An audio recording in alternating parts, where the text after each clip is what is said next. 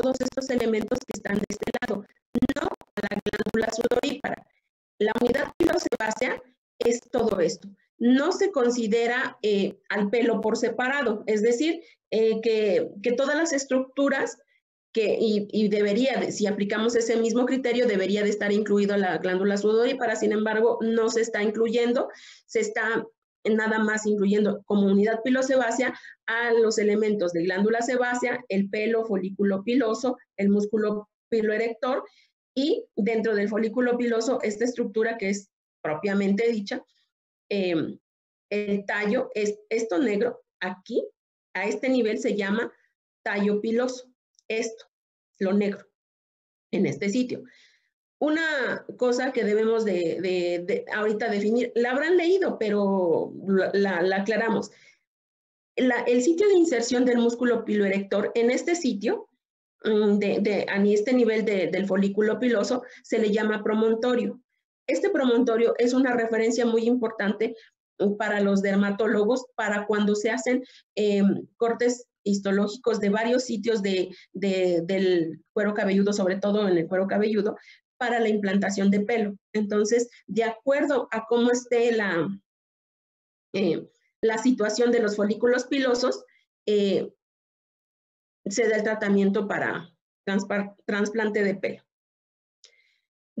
Esto ya lo vieron desde embriología, pero recuerden que deben de ir enlazando lo que ya pasó con lo que va a suceder con su siguiente unidad.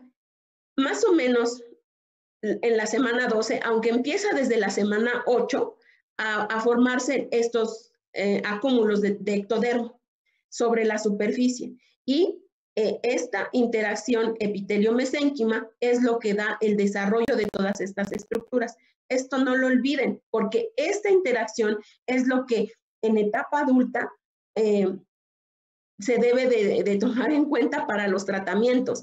Vuelvo a insistir, las cosas que se coloquen aquí arriba no van a tener efecto en algo que queremos que aquí surja el efecto. ¿Por qué? Porque no esto, lo que queremos que responda, que es el pelo, y estoy hablando específicamente del tratamiento, por ejemplo, para la alopecia o el crecimiento del pelo, esto, el espacio por donde emerge, ya les había dicho que es el ostium. Por aquí va a salir todo esto que es el pelo, pero que está muerto. Entonces, pregunto, si le aplicamos aguacate, mayonesa, medicamentos aquí, ¿va a tener algún efecto sobre este pelo, que es una escama? No. No. No. ¿Dónde tendría que estar aplicado el tratamiento? Aquí, en la dermis. En todo caso, vía sanguínea, a través de la papila dérmica, para que entonces aquí, en las células matriciales, pues entonces sí, tengamos algún efecto. Aquí, afuera. Pero el tratamiento tiene que surgir o aplicarse aquí, dirigirse ahí. Entonces, esto se da por su desarrollo embrionario, en que el pelo se va a desarrollar a partir de estructuras vivas, de nutrientes que recibe antes de que emerja el pelo aquí afuera. Entonces, ojo con eso, porque hay varias cosas que se aplican innecesariamente y solamente se daña lo que ya de por sí está dañado. Todo lo que ustedes revisaron en embriología para cuando hubo el crecimiento, la formación del pelo, revisaron que hay genes, hay factores de crecimiento, factores de transcripción, moléculas adhesivas que intervienen para el desarrollo del pelo en etapa embrionaria.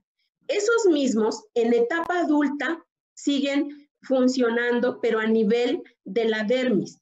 Todos estos, por ejemplo, Hox, que los homeobox, esos famosos que los encontramos hasta en la sopa, esos los van a ver todo el tiempo, esos nosotros lo estamos manifestando con la transcripción de proteínas. Entonces, cuando se ejerce su función este gen en esta estructura, hay crecimiento de pelo. ¿Por qué menciono esto? Porque todo esto está funcionando a este nivel. Por lo tanto, si hay algo que tratar, y ustedes cuando se dediquen a la investigación, busquen tratamientos en este sitio, no acá arriba, no cuando ya salió y que nada se le puede hacer al pobre pelo. ¿De acuerdo? Todos estos factores de crecimiento son los que inciden en este sitio para el mejoramiento de la estructura visible, que es el pelo. Muy bien. Algo importante, y esto lo manejan mucho los dermatólogos. Las unidades foliculares todo lo que está encerrado aquí, ahorita lo vamos a ver en grande, todo lo que está encerrado aquí en estos círculos son unidades foliculares. Estas unidades foliculares están formadas por folículos pilosos. Esto es un folículo piloso. Cada uno de estos espacios que se ven aquí son folículos pilosos. Entonces, las unidades foliculares están constituidas por los folículos terminales, que son estos que se ven más grandes, y 1 o 2 vellos o pelo, depende. Depende el grosor. Hablamos de pelo cuando es más grueso, hablamos de vello cuando es más delgado, y hablamos de un pelo terminal cuando lo vemos crecer, y hablamos de un pelo miniaturizado cuando está así como enanito, está encogido, no está desarrollado como estos. Entonces, de esas estructuras está conformada una unidad folicular. Folículos terminales que pueden ver aquí, es como los folículos en ovario. ¿Se acuerdan que hay muchos folículos y solamente uno madura por ciclo? Bueno, en un caso normal, porque se puede dar ovulación de varios folículos, pero la maduración es dirigida para uno. Aquí también, vean, estos conjuntos de unidades foliculares tienen muchos folículos, pero solo 1 o 2 maduran. También de un folículo pueden emerger 2 vellos o 2 pelos. Esto es una determinación genética que así se dé. Entonces, esas unidades foliculares, vuelvo a repetir, conformadas de estos folículos terminales, y que esos folículos terminales son de los cuales se va a emerger el pelo. El folículo piloso tiene 2 regiones que deben de ser identificadas para que conozcamos incluso lo que sucede en las bases del pelo. El segmento superior y el segmento inferior. El segmento inferior abarca desde el ostium, la porción principal que sería como el cuello, que es el istmo, y el infundíbulo que está más abajo antes de la inserción o hasta la inserción del músculo erector del pelo. Ojo también, el músculo erector del pelo, ya también lo habrán leído y si no, ahorita lo estamos diciendo, el músculo erector del pelo solo está presente en los pelos que salen en un ángulo de 45 grados. Los pelos que emergen en sentido perpendicular a la epidermis no tienen músculo erector del pelo. Entonces, el segmento inferior lo vamos a tomar de donde terminó la inserción del músculo erector del pelo hacia abajo. Y ahí encontramos el tallo del pelo. Algo importante, entre el bulbo y el tallo hay una referencia no imaginaria, porque sí existe, en donde termina el bulbo o donde está la papila dérmica, ahí se considera que es la franja de Adamson. Esa es una franja referencia para los dermatólogos cuando tienen que medir en qué fase del ciclo está o cómo están sus folículos, porque para hacer un trasplante de pelo se tiene que hacer un estudio seriado de muestras de piel cabelluda para determinar cuánto de esos folículos son viables y en qué zona, porque no todos se pueden trasplantar. Entonces, para saber en qué fase están esos folículos, se toman muestras, porque no se va a trasplantar algo que está muerto aquí para ponerlo muerto acá. ¿De qué sirve? O sea, no, necesitamos determinar en qué ciclo está para poderlo colocar. Es una referencia para dermatólogos, vuelvo a repetir. Ahí está en grande las unidades foliculares, vean. Y es de aquí tiene que emerger el pelo. Aquí se nota vacío, porque cuando se corta con el microtomo, pues no, el pelo no se sale, o sea, no se puede cortar. Se tiene que preparar específicamente la muestra para determinar que se quede el pelo, ¿sí? Entonces, cada círculo rojo representa una unidad, ¿sí? Y cada uno de estos, un folículo, ¿sí? No creo que haya duda con eso. Ahí, la otra es una electrónica de transmisión. Esta es una típica HE, pero observamos lo mismo, las unidades y cada uno de estos, los folículos. Y vean que los folículos, unos no tienen pelo, estos sí tienen pelo, ¿sí? Ahora, hablando literalmente del pelo, en específico, cuando hablo de pelo, me refiero a esto que podemos ver, lo que sale del ostium para afuera. Cuando estemos del ostium para abajo, tiene otras capas. Entonces, el pelo, lo que estamos viendo aquí afuera, es una estructura filamentosa, son capa sobre capa queratinizada de todo lo que surgió abajo en el tallo piloso a través del folículo piloso que le dio origen. El pelo tiene estas tres capas que ya las vimos. Esta cutícula, la más externa, la va a compartir con la siguiente, que es la vaina. Esta abreviación es vaina radicular interna. Y cuando vean E aquí en lugar de I, es vaina radicular externa. Entonces, el pelo tiene tres capas, de dentro hacia afuera: la médula, la corteza y la cutícula. Esta es la parte más externa y que están en contrasentido de las capas escamosas que están dentro. Si ustedes tocan su pelo y le hacen al revés así tóquenlo, bueno, poquito pelo. Si lo tocan, van a sentir como que se atoran sus dedos, como que no está tan lisito. Si lo hacen al contrario, hacia arriba, se nota suavecito, pero si lo tocan hacia abajo, como que está rasposo. Eso se debe a la posición de las escamas. Y las escamas del pelo que está emergiendo así, están viendo hacia arriba. Y las escamas de la vaina radicular, la que está en el folículo, están viendo al contrario, hacia abajo, de tal modo que estas que son las de la vaina y el pelo que va hacia arriba, hacen esto, se enganchan las escamas, de tal forma que el pelo no se sale tan fácil, porque las escamas de la vaina radicular lo detienen. ¿Sí? ¿Me explico? Por eso el pelo tiene cierta resistencia cuando nosotros lo jalamos. Claro, sí. Ahorita me acordé de ese video viral de la niña que le jalan los cabellos.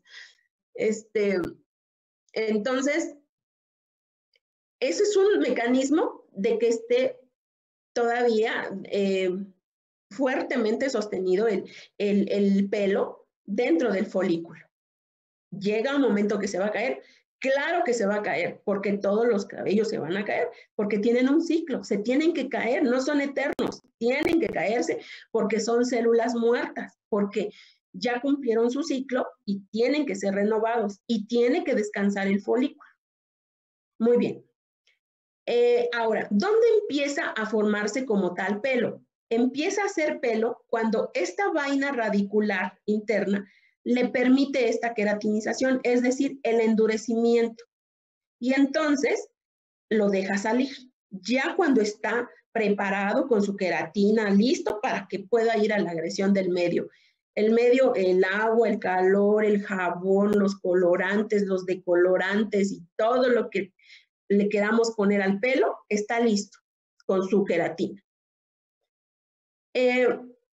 Cuando el pelo va a salir, esta vaina radicular interna desaparece. Si no desaparece, el pelo no emerge. Quiere decir que tiene que estar todavía un rato más para adquirir su queratina. Algo importante. Hace rato mencionábamos la función de las láminas basales. En el pelo también hay una lámina basal, aunque pareciera increíble.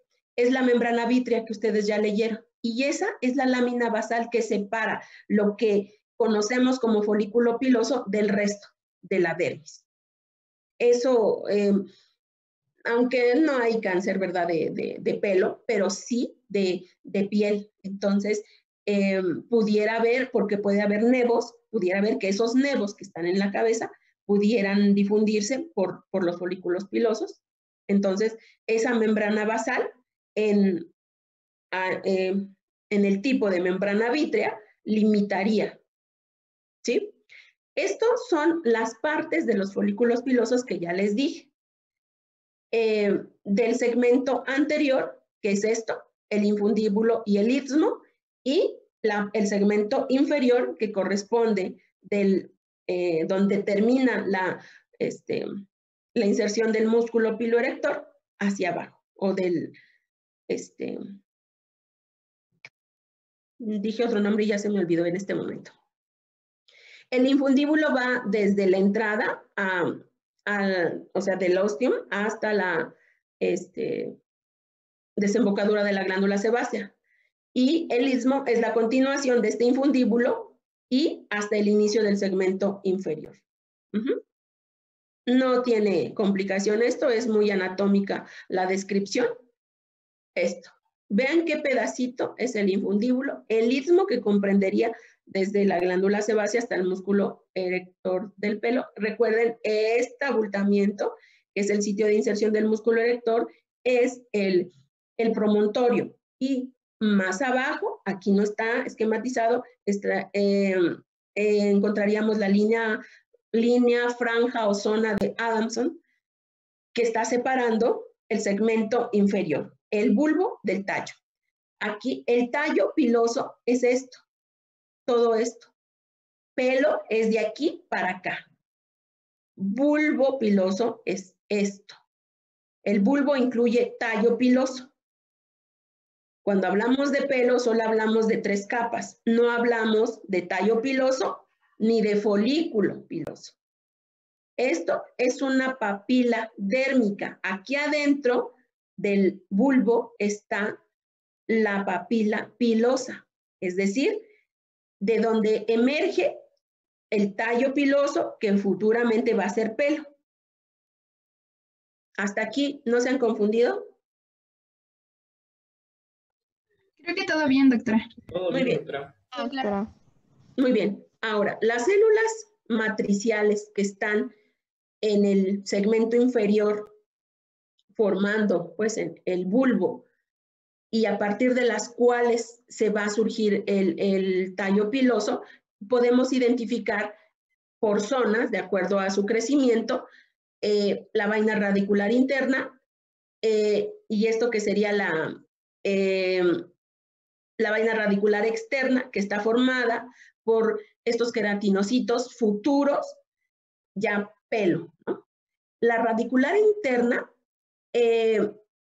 tiene esas 2 capas que conocemos, que la cutícula y la capa de Huxley. La cutícula, esta es la que comparte con el pelo, con la capa del pelo. Es la misma cutícula, nada más que cuando ya va a salir al exterior el pelo, pues ya se llama pelo y es la cutícula del pelo. Cuando está en el bulbo, es la cutícula de la vaina radicular interna. Y estas 3 capas constituyen las células matriciales del bulbo y tallo piloso. Aquí lo vemos. Este es muy didáctico porque, vean, esto que está aquí de naranja, sería el pelo.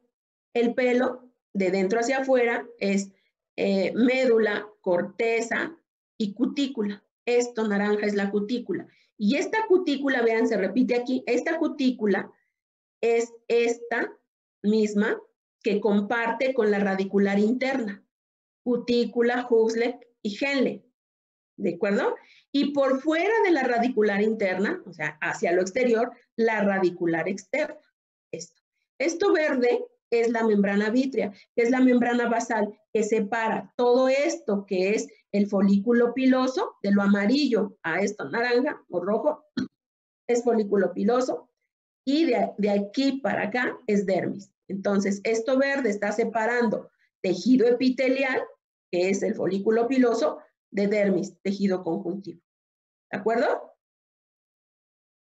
Así lo veríamos en el microscopio.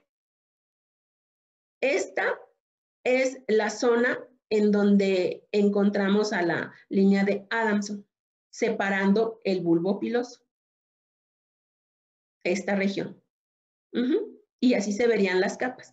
Hacia aquí están emergiendo estos que son las células matriciales para dar origen al tallo piloso para que emerja. No se ve la salida. Lo mismo aquí. Esta es la papila dérmica. Aquí la papila pilosa. Aquí van a estar las células matriciales a partir de las cuales tiene que crecer el pelo. Todo esto de aquí, la radicular, son capas de la misma forma. ¿Se acuerdan cómo invaginó el tejido que estaba arriba en embriología? Que invaginó, y todo ese tejido que invaginó se sigue proliferando para formar las radiculares externas. La radicular interna, acuérdense que va a tener de las dos partes, tanto del folículo piloso como de la radicular externa. Este es un corte transversal, el otro era un corte longitudinal del folículo. Este también a nivel del folículo, pero cortado transversalmente, en donde podemos ver lo que ya identificamos en el esquema, le digo yo, de caricatura, el tallo piloso con su radicular interna, externa y todo lo que está por fuera, que sería ya dermis, todo esto de acá, ¿de acuerdo? De aquí para acá es dermis. Esto es un vaso sanguíneo.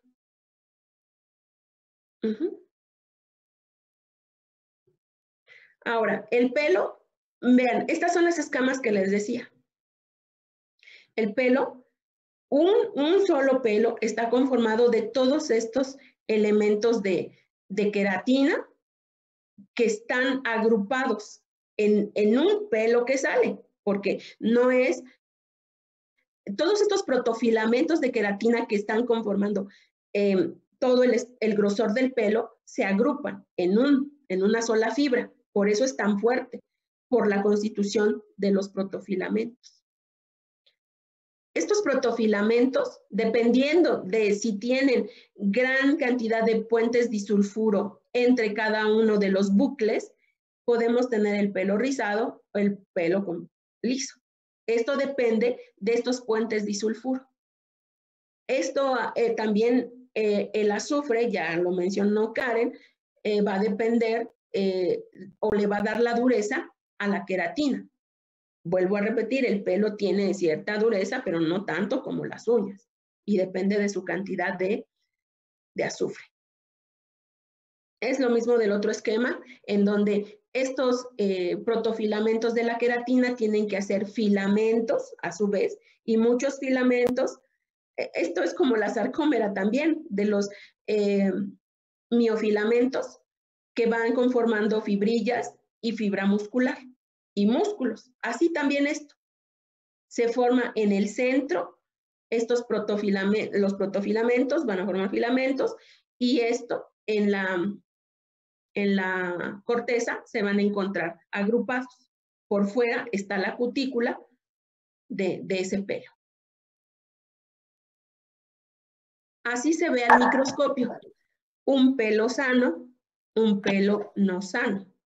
Esto que se levanta es lo que conocemos como la orzuela. Pregunto. A ver. Diana Ortiz.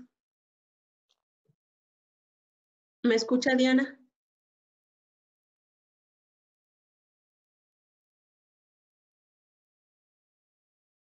Creo que tiene problema con su internet, doctora. Ok. Ya que tú entraste, Alondra, dime. ¿Tú crees que si le aplicamos lo clásico que ponen aquí son las siliconas? Si le aplicas silicona a esto, ¿el pelo sana? ¿Se repara? El pelo no va a sanar, va a tener una apariencia más lisa por el producto que le estamos aplicando, pero no va a sanar, ese pelo ya está dañado. Exacto, es correcto. No va a hacerle nada. Lo que le pongan, el pelo que está así enfermo no va a recuperarse. Solamente, como bien lo dices, Alondra, es apariencia. Solamente a la vista va a estar bien, pero no está bien. Estas escamas, en cuanto se le quite la silicona, se va a caer. Y sí, entonces vuelve a levantarse. De hecho, ¿sí? Hay hasta un movimiento de eso, porque muchos de los productos que utilizamos tienen siliconas. Entonces, utilizas acondicionador y crema y aceites y sílica con siliconas y después te lavas el cabello con un detergente. Entonces, estás aplicando la capa y aparentemente tu cabello se ve bien, pero después te quitas todo con el detergente. Entonces, la opción que están dando las activistas es que dejes de utilizar las siliconas para que no tengas que utilizar tanto el detergente y tu cabello por proceso natural no se dañe por el detergente. Entonces, ya no vas a necesitar las siliconas. Así es.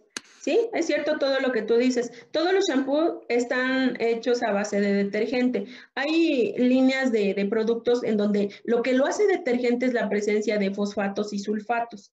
Entonces, hay una línea de productos que no tiene esto, que en teoría lava el cabello de manera menos dañina, pero también lo daña. O sea, para que haga, entre más espuma haga, más acción detergente tiene. Entonces, ojo con eso, por los pacientes que se aplican todo lo que encuentran con tal de que el pelo se les vea como lo esperan, cuando el tratamiento no es tópico. ¿De acuerdo? En la médula, es importante que recuerden esto, la médula del pelo tiene un espacio hueco. La compactación no es al máximo, tiene un hueco la médula. El tratamiento es corte.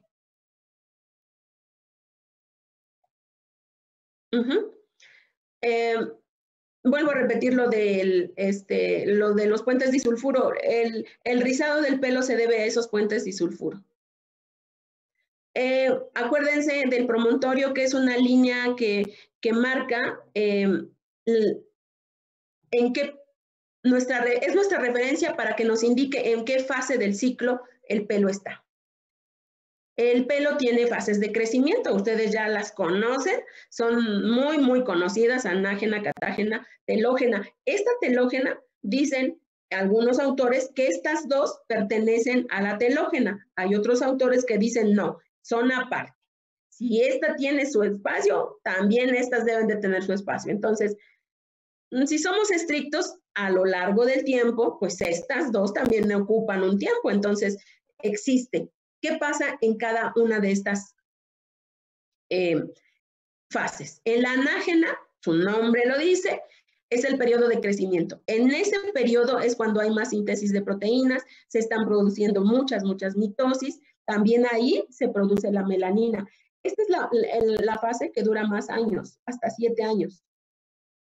Quiere decir que un pelo puede durar 7 años ahí, hasta que termina su ciclo y se va a caer. Algún día va a ser el número 99 de los que se nos caen en el día.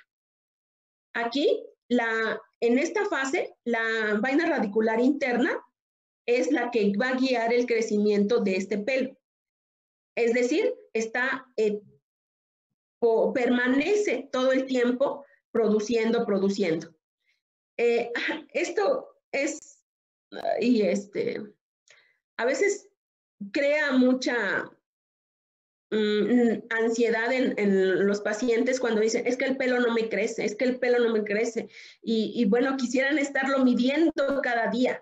Y hay medidas, o sea, se ha determinado que crece 0.35 milímetros por día y en promedio 1 centímetro al mes. Entonces, el pelo crece, a menos que estemos en una fase de plano todos nuestros cabellos estén en una fase telógena o en una fase exógena. Pero es muy raro. O sea, todo el tiempo nuestro cuero cabelludo, como así le llamamos, está en diversas fases, todo el tiempo, de tal forma que algunos van a estar en esta fase anágena y algunos van a estar en la telógena y otros en el exógeno.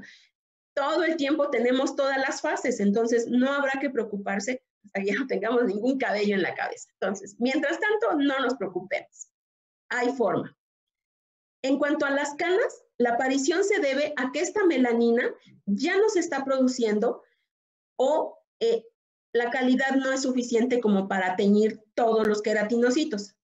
Y no nada más consiste en que ya no tiene color, también a ese pelo se le altera sus condiciones físicas y químicas, tanto que se hace menos maleable, es decir, si antes se acomodaba mejor el cabello, ahora ya no se acomoda, era más como práctico de teñir, ahora ya no se tiñe tan fácil porque cambiaron sus propiedades. No nada más la melanina le da color, sino le da otras propiedades según estos estudios que han hecho. Por eso la condición del pelo canoso es diferente, es más rebelde. Algo que debemos de saber de la melanina, disminuye la proliferación de los folículos pilosos. Es decir, cuando tenemos color en el pelo, estos folículos pilosos no se proliferan tanto, de tal forma que cuando está el pelo cano, aumenta la diferenciación de esos folículos pilosos. Quiere decir que crece más el pelo con cana. Tal pareciera, de hecho el autor así lo dice, que pudiera decirse que la melanina retarda el crecimiento del pelo y que el pelo cano, por no tener esa melanina que detiene su crecimiento, crece muy rápido. Esta fase es sensible a hormonas. Estoy hablando de las hormonas sexuales y también a la quimioterapia. Por eso es que cuando todos lo vemos, cuando hay un periodo de radiación o quimioterapia, estos pelos en esta fase pues se caen y tarda un rato en que otra vez vuelvan a entrar a su fase anágena y ya no hayan sido dañados. Esta fase además tiene subfases, tiene 6 subfases. No es el caso verlos ahora, las estudian todas. Algo que les mencioné al principio de cuando empezamos a hablar que hablábamos de la piel, decíamos que expresan mucho el complejo mayor de histocompatibilidad. Y en este caso, y les dije, caso contrario al pelo, porque es en esta fase cuando el complejo de tipo 2 se encuentra suprimido aquí, en esta fase, y de plano no hay el tipo 1. Eso es importante para el trasplante de pelo. Quiere decir que se acepta más fácil y se rechaza con menos frecuencia. Algo muy importante, las natural killer están abolidas, ahí no entran. Doctora, No, perdón que lo interrumpa, pero ¿podría darle el acceso a mi compañera? Es Diana. Diana. Es que tuvo problemas con su computadora. Esa es lo que le pregunté hace rato, pero tuvo problemas Ajá, con su Diana Ortiz. internet. Pues creo que ya entró porque no tengo nadie en la sala. Bueno, hace rato me apareció el mensaje y le di acceso. No vi el nombre, pero le di acceso y ahorita no tengo a nadie. ¿Ya entró? Pues es que me dijo que si le podía pedir permiso pues de que la dejara entrar. Son dos compañeros diferentes, doctor.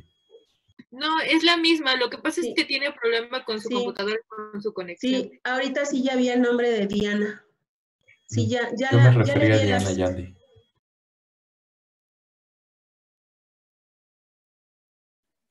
Creo que ya entró. Gracias. Sí.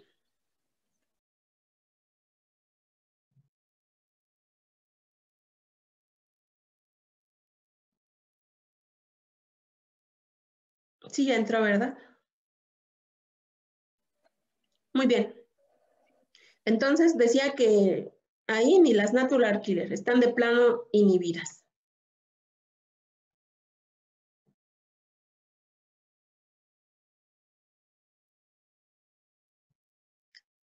Bueno, en la siguiente fase, que es la catágena, en esta es cuando empieza a involucionar el segmento inferior. Aquí todos estos queratinocitos mueren. También, pues si mueren esos, acuérdense que en la capa basal están todos los queratinocitos y también los melanocitos y también mueren. Esta fase dura más o menos 3 semanas. Obviamente, si están muertos, pues no hay mitosis y tampoco hay melanina, los dos están muertos, entonces no hay pigmento melánico y no hay mitosis. Desaparece la vaina radicular interna. Acuérdense que a partir de él está creciendo el pelo.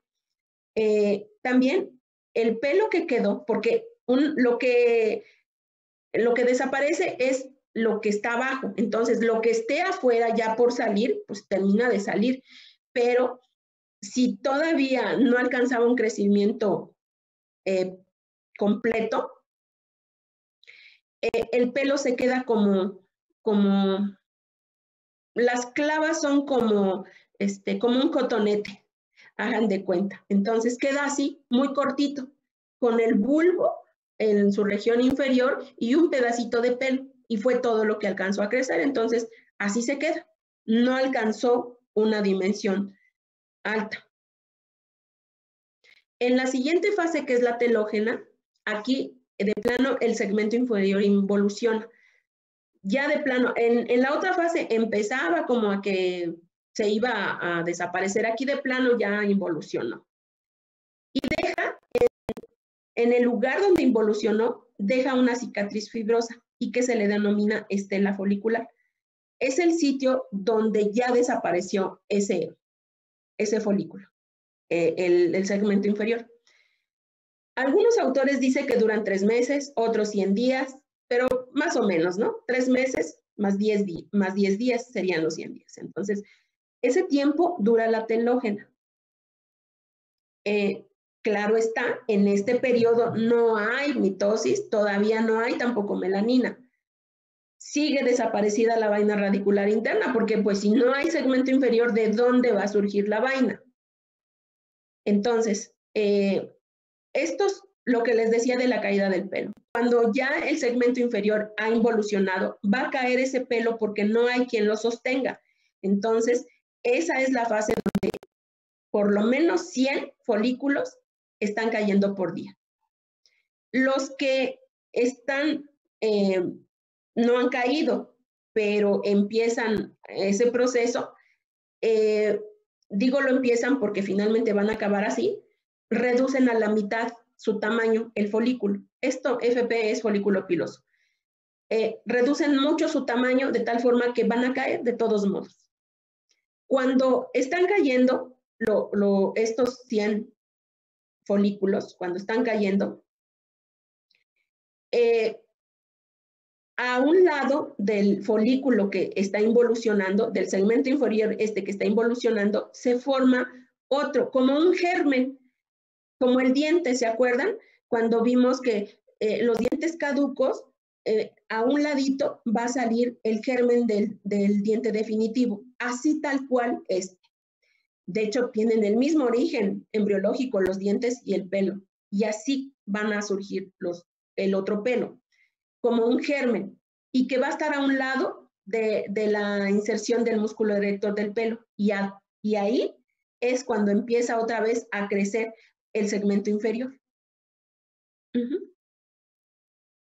En la exógena, esta fase es cuando los cabellos se caen espontáneamente, es cuando ya no hay nada que detenga al pelo aquí en el bulbo, porque se rompieron esas uniones entre la vaina radicular externa y el folículo piloso, y entonces cae sin remedio alguno, ya no hay de donde se soporte y se cae. No hay nada que nos haga saltar esa fase.